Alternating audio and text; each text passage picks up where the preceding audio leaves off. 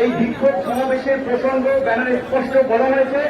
আমরাও বলেছি, হঠাৎ করেই যে তেল এবং গ্যাসের দাম সহ নিত্য প্রয়োজনীয় দ্রব্যমূল্যের দাম বাড়িয়ে দিয়েছে, আমাদের এই বর্ধিত দাম প্রত্যাহারের দাবিতে আজকের এই বিক্ষোভ সমাবেশ। আমরা স্পষ্ট ভাষায় বলছি, যদি বিশ্ব বাজার কিংবা দেশীয় প্রেক্ষাপটে যদি কোনো কিছুর দাম বাড়ে, সেটার একটা সামঞ্জস্য আছে, সমন্বয় আছে। হঠাৎ করেই 2 থেকে 3 টাকা নয়, 5 থেকে 7 টাকা নয়, 15 টাকা কেরোসিন এবং ডিজেলের দাম বাড়িয়ে দিয়েছে। তাদের যুক্তি তারা বলেছে যে হঠাৎ বিশ্ববাজারে তেলের দাম বেড়ে গিয়েছে। আপনারা সবাই অবগত আছেন, গত 1.5 বছরে তেলের দাম বিশ্ববাজারে শূন্যের কোঠায় ছিল, শুধুমাত্র জাহাজ খরচ ছিল। তার আগে 4 সাল থেকে কয়েকবার বিশ্ববাজারে তেলের দাম বেশ কমেছে, কিন্তু সরকার যে একবার বাড়িয়েছিল আর কিন্তু কমায়নি। এখন বিশ্ববাজার, তখনও বাংলাদেশ 15 থেকে 20 টাকা লিটারে কিন্তু বেশি সরকার বিক্রি করেছে। অনেক সমালোচনার পরে 3 টাকা কমিয়েছিল 16 সালে। সেই দিক থেকে 14 সাল থেকে আজকে 7 বছরে 40,000 কোটি টাকা লাভ করেছে। আর বর্তমান যদি চলমান দামে সরকার লোকসান দেয়, সরকার বিটিসি যদি লোকসান দেয়, তাদের লোকসান হচ্ছে প্রতিদিন 20 কোটি টাকা, বছরে 6,000 কোটি টাকা। তাহলে 7 বছরে যে 40,000 কোটি টাকা লাভ করেছে, ওই লাভ দিয়ে কিন্তু পুষিয়ে নেওয়া যায় অন্তত 6 মাস। তাহলে 6 মাস কিন্তু তেলের দাম, গ্যাসের দাম বাড়ানো লাগে না। কিন্তু সরকারের নাটকীয়তা দেখেন, ভঙ্গিটা দেখেন।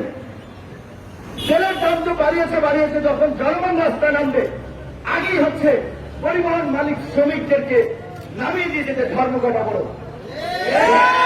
গত শুক্রবার আমরা গণ অধিকার পরিষদের পক্ষ থেকে জাতীয় স্মৃতিসৌধে শ্রদ্ধা নিবেদনের সময় আমরা বলেছি যে মালিক পক্ষের এই যে বর্ধিত তেলের দাম প্রত্যাহারের দাবিতে চলমান কর্মসূচিকে আমরা সমর্থন করছি, কিন্তু ভাড়া বাড়ানোর কর্মসূচিকে কিন্তু আমরা সমর্থন করি নাই। কারণ তাদের কর্মসূচি ছিল তেলের দাম কমাতে হবে।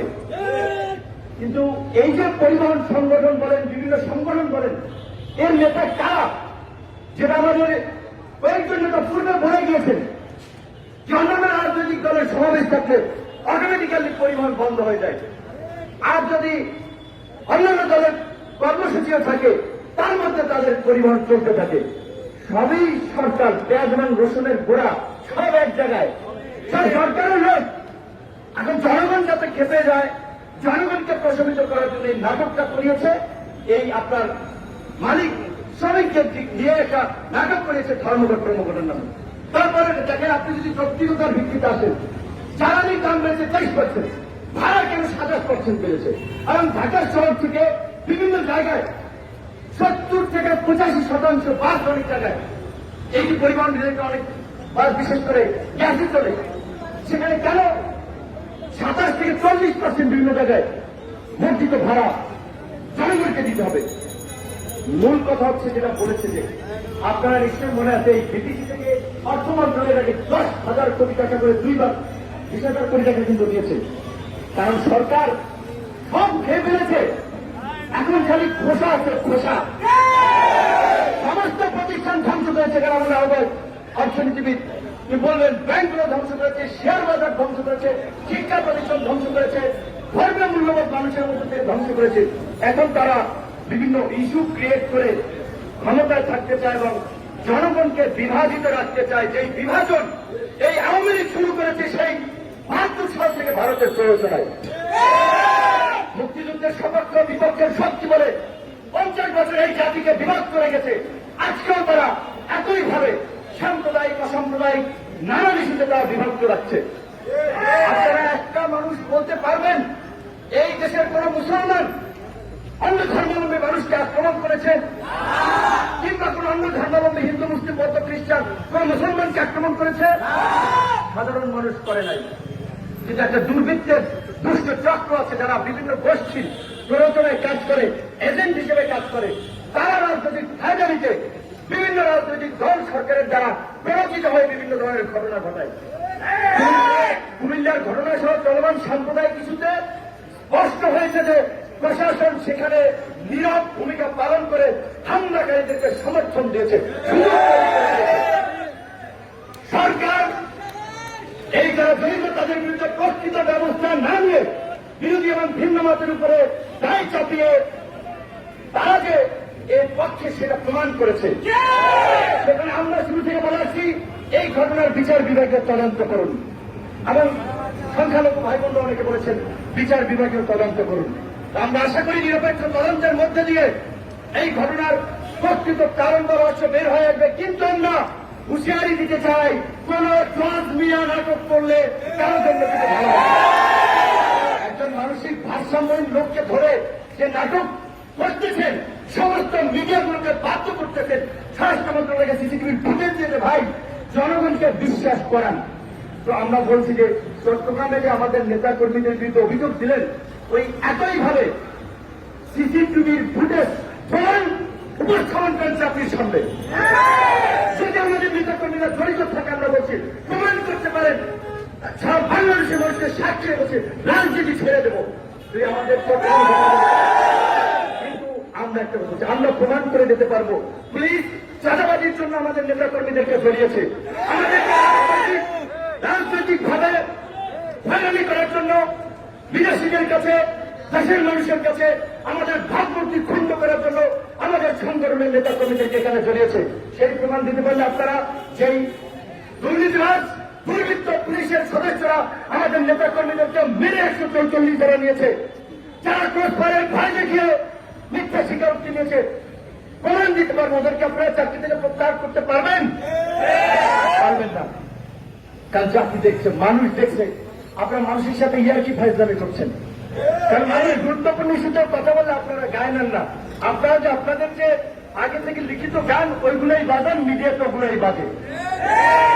যে চট্টগ্রামের ঘটনায় আমরা বারবার বলেছি যে আমাদের নেতা কর্মীরা সেখানে বিএনপিরও 3 জন নেতা কর্মীকে জড়িয়েছে, প্রথমবার সহ জাতীয় গণমাধ্যমে এসেছে, যারা 6 মাস হেফাজতের মামলা জেলে আছে। চিন্তা করেন তাহলে জেলের যদি 6 মাস জেলে থাকা মানুষকে দেওয়া পারে, তাহলে এরকম আরো অনেককে জড়িয়েছিলেন। এবং এই যে আইন শৃঙ্খলা বাহিনীর প্রতি আজকে মানুষের আস্থাটা যে আজকে দিন দিন শেষ হয়ে গেছে। কেন? আমরা তো দেখতে পাচ্ছি হাত নাই, তারা হচ্ছে আপনার বোম মারার আসামি করছে, যার হাত নাই। মরা মানুষকে ভোটার করছে, কষ্টের বোমা মারার আসামি করছে, এটা হচ্ছে না দেশে। আমরা একটা কথা বলতে চাই যে আজকে সামগ্রিকভাবে বাংলাদেশের যে সংকট, নির্বাচন নিয়ে, সাধারণ মানুষের জনজীবন নিয়ে, আইন শৃঙ্খলা নিয়ে, সার্বভৌমত্ব নিয়ে, এই সংকটে নানামুখী সংকটে আজকে বাংলাদেশ জর্জরিত। এর যে উত্তরণে এখন বাংলাদেশের অক্সিজেনের প্রয়োজন। সেই অক্সিজেন গণতন্ত্র ফিরিয়ে আনা। এই গণতন্ত্র নামক অক্সিজেন দিয়ে বাংলাদেশকে বাঁচাতে হবে। সে কারণে আমরা বলছি আগামীতে নির্বাচন এই বাংলাদেশে যেন ভারতের পৃষ্ঠপোষকতায় একটা এনজিওর মতো প্রকল্পের মতো 14 এবং 18 নির্বাচন এদেশে যেন না হয়।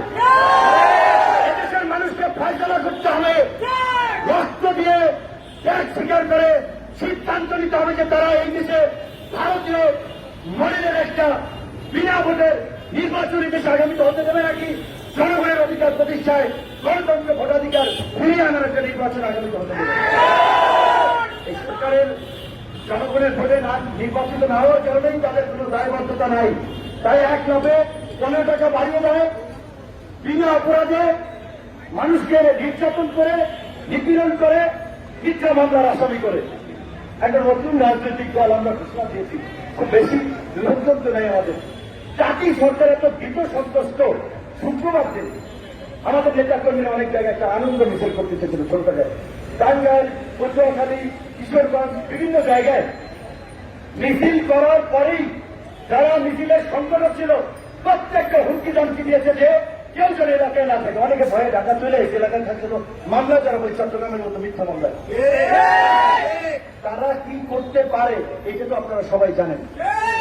কিশোরগঞ্জের বাজিতপুরে আওয়ামী লীগের সাধারণ সম্পাদক, যিনি একজন মার্ডার কেসের আসামি, তিনি হুমকি দিচ্ছেন নৌকার প্রার্থীকে জেতাতে একে 47 ব্যবহার করে চিন্তা করেন। আজকে কত বড় সন্ত্রাসীদেরকে এই সরকার রাজনৈতিক পৃষ্ঠপোষকতা করে এইভাবে গ্রামে গ্রামে সন্ত্রাস সহিংসতা ছড়িয়ে দিয়েছে।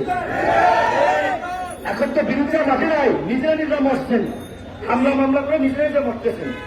ঠিক এইভাবেই আপনাদের পতন, আপনাদের ধ্বংস আপনারা ডেকে আনবেন। এদেশের মানুষ সেদিন চেয়ে দেখবে। কিন্তু তারপরে একটা কথা বলবো, কথায় আছে যে যেমন কুকুর তেমন কুকুর। আমার ভোট তুমি সিদ্ধান্ত নিলে যে নৌকা দেবো না, অমুক মার্কায় দেবো, যারাই কথা বললে ওদের মুখে কুকুর মারতে হবে। যদি কেউ আমাদের অধিকার কেড়ে নিতে চায় তাকে কুকুরকে জবাব দিতে হবে। অনেক রক্ত ধরিয়েছি, অনেক নিজের ক্ষতি করেছি, আর সহ্য করা যাবে না। এখন প্রতিরোধ করে তুলতে হবে, শান্তিপূর্ণ প্রতিরোধ। কোন ধরনের সহিংসতা করা যাবে না। সমস্ত তথ্য প্রমাণ রাখতে পারে, যে কোনো জায়গায় যে কথা করবেন, মোবাইলে ভিডিও করবেন, ছবি তুলবেন, প্রমাণ রাখতে হবে। সর্বশেষ এই কথা বলে শেষ করবো, এই জনবিচ্ছিন্ন সরকার যতদিন ক্ষমতায় থাকবে জনগণের কষ্ট তত বাড়বে, জনগণের দুর্ভোগ তত বাড়বে। কাজে এই মাফিয়াদেরকে বিদায় করার জন্য যে সংগ্রাম প্রয়োজন, যেই আন্দোলন প্রয়োজন, সেই আন্দোলন আমাদেরকে গড়ে তুলতে হবে। তার জন্য পাড়া মহল্লা সমস্ত জায়গায় ভয় ভীতি উপেক্ষা করে আগামী আন্দোলন সংগ্রামের জন্য গণ অধিকার পরিষদের নেতৃত্বে সারা দেশের মানুষকে সংগঠিত করতে হবে।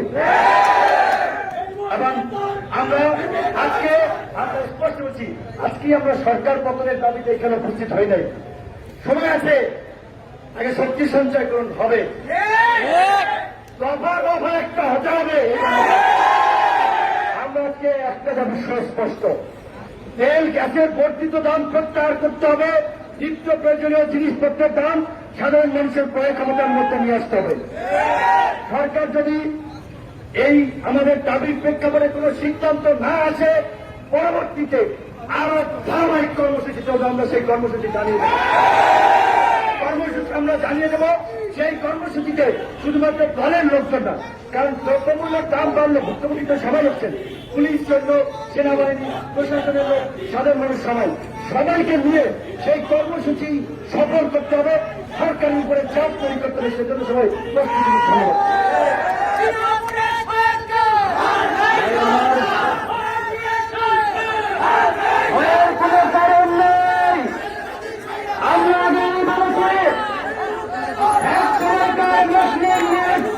সারা বাংলাদেশের প্রতাপশালী একটি রাজনৈতিক দল ছিল।